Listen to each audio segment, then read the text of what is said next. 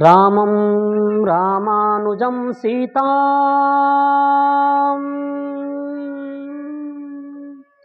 भरतं भरतानुजं सुग्रीवं वायुसूनं च प्रणमामि पुनः पुनः प्रणमामि पुनः पुनः।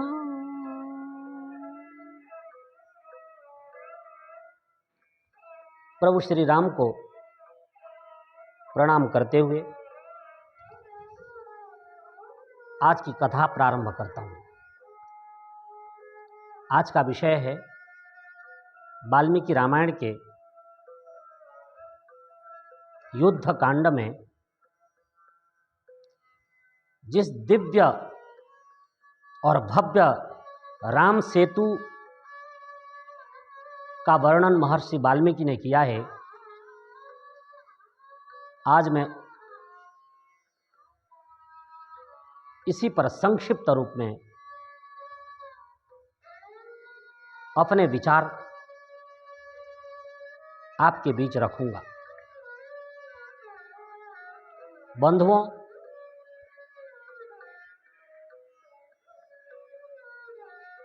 त्रेता युग में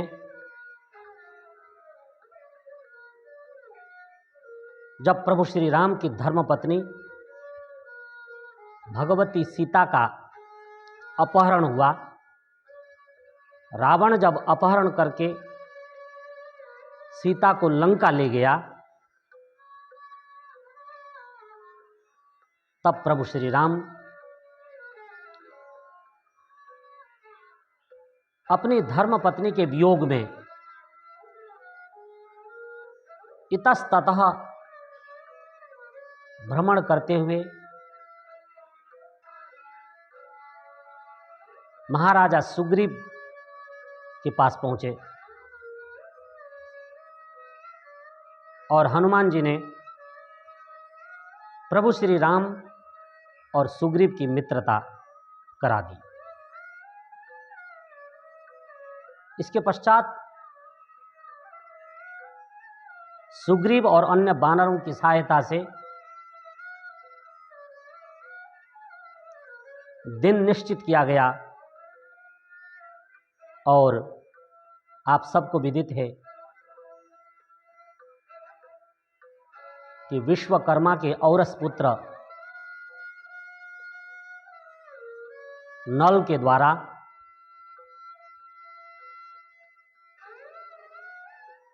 उस दिव्य और भव्य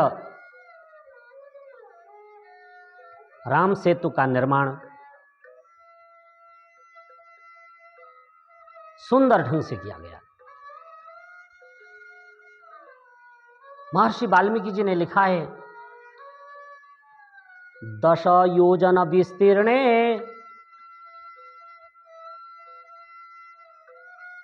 10 योजन वह पुल चौड़ा और 100 योजन लंबा समुद्र पर नल और नील ने घोरकर्मा नामक वानरों की सहायता से उस पुल का निर्माण किया। उस पुल के निर्माण में सीमेंट का प्रयोग नहीं किया गया, अपितु पत्थरों को जोड़ने के लिए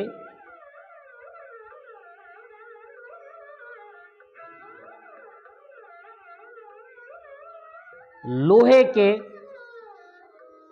कीलों को और चूने का प्रयोग किया गया। जो सामान्य लोहा होता है उसमें जंग लग जाता है, परंतु जब मनुष्य के शरीर के भीतर डॉक्टर लोग ऑपरेशन करते हैं तो उसमें भी लोहे के कील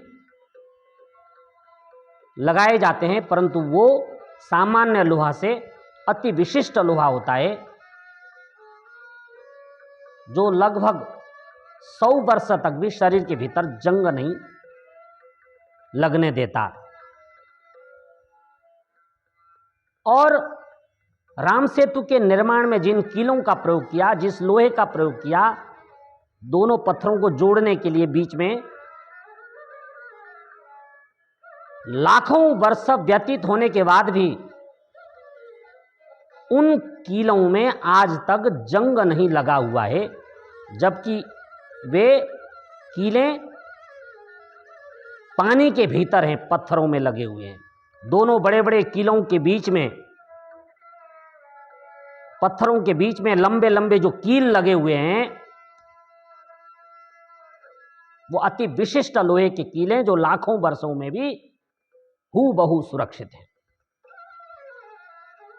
और पत्थरों को जोड़ने के लिए बीच बीच में चूने का प्रयोग किया गया, क्योंकि जो सीमेंट की आयु है वो बहुत कम है। 100 वर्ष में सीमेंट झड़ने लग जाता है, अच्छे अच्छे बिल्डिंग गिर जाते हैं। और सीमेंट से तो जो मिट्टी की आयु है वो हजारों वर्ष है, और मिट्टी से भी लंबी आयु चूने की है। और ऐसा चूना जो लाखों वर्ष से अब तक उन पत्थरों को आपस में जोड़े हुए है। अभी कुछ वर्ष पूर्व नासा के वैज्ञानिकों ने राम सेतु का चित्र खींचा और उन्होंने दुनिया भर में उन चित्रों को जारी किया।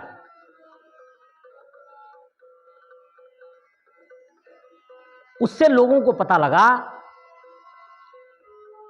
कि वो जो राम सेतु निर्माण की जो टेक्निक है, जो नल और नील ने अपनाई, ऐसी टेक्निक, ऐसी तकनीक आज के वैज्ञानिक भी समझ नहीं पाए हैं।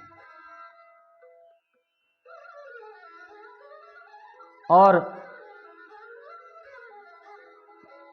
दुनिया के इतिहास में सबसे प्रथम पुल का जो रिकॉर्ड है वो राम सेतु के नाम पर है।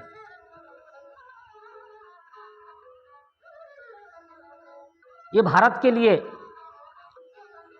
अत्यंत गौरव का विषय है कि इस धरती पर नल और नील जैसे महान इंजीनियर पैदा हुए, और उस पुल का जो डिजाइन है वो भी नल और नील ने ही बनाया। पहले उसको कागज पर उकेरा गया और श्री राम के सामने उसको पेश किया गया, और उसके पश्चात उसको समुद्र में प्रैक्टिकली रूप में पुल को बना करके श्री राम को सौंपा गया। और फिर सबको पता है, उसी पुल से होकर के प्रभु श्री राम, सुग्रीव, समस्त वानर सेना, महाबली हनुमान उसी पुल से लंका की धरती पर पहुंचे।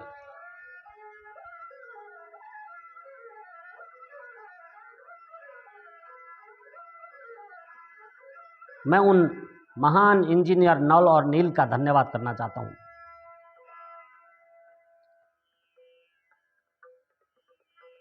उन दोनों ने प्रभु श्री राम के मार्ग को सुगम बनाया। अति दुष्कर कार्य था यह, परंतु नल नामक इंजीनियर ने उस पुल को बना करके यह सिद्ध किया कि ऐसी विद्या सिर्फ वेदों में है, और जो वेदों की विद्या है वह सच्ची विद्या है।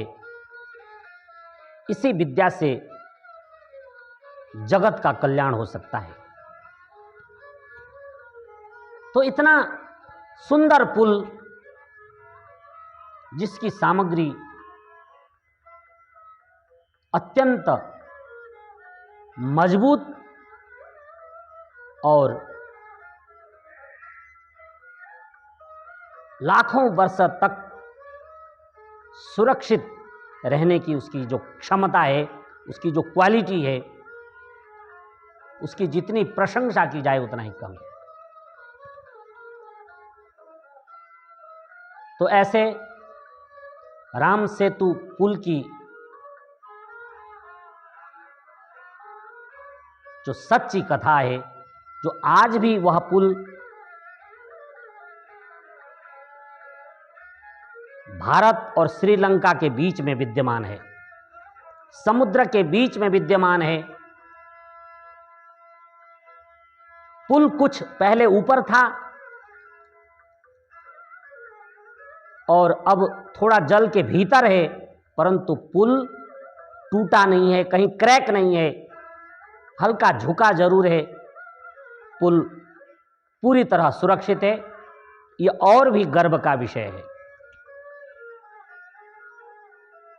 जो लोग प्रभु श्री राम को काल्पनिक कहते हैं, उन्हें मैं बताना चाहता हूं कि जो पुस्तक में है वाल्मीकि रामायण में, वैसा ही हूबहू पुल समुद्र के भीतर है। इसलिए काल्पनिक कहना मूर्खता है। प्रभु श्री राम इस धरती पर हुए थे, जो आज भी हमारे दिलों में जिंदा है। मैं इस महान पुल की गाथा का वर्णन करते हुए आज के लिए यहीं पर विराम देता हूं। धन्यवाद।